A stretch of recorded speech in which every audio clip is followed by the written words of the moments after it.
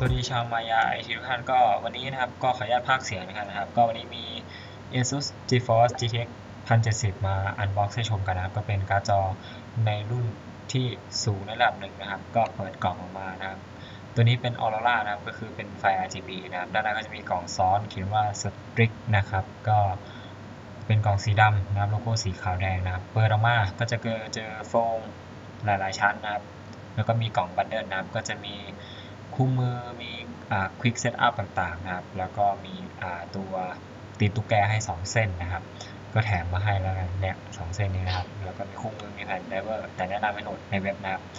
ส่วนตัวการ์ดจอนะครับก็อยู่ด้านในนี้โอเคเดี๋ยวรอแป๊บนึง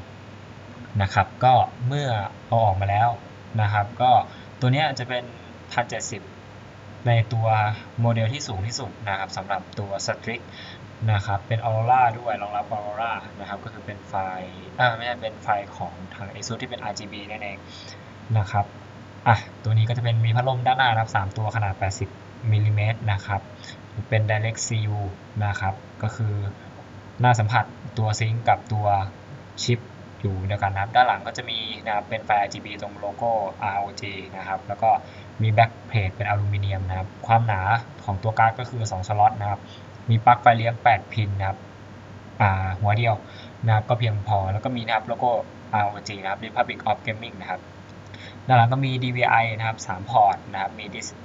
Display Port 3พอร์ตมี DVI 1พอร์ตแล้วก็ HDMI 1พอร์ตนะครับส่วนสเปคก็นะครับก็เดี๋ยวจะขึ้นให้ดูตรงนี้นะครับก็โอเคนะครับอันนี้คือสเปคของตัว1070 Strix นะครับก็ใครสนใจก็ไปดูได้หลากหลายเว็บนะครับก็ลาก่อนครับเจอกันคลิปหน้าสวัสดีครับ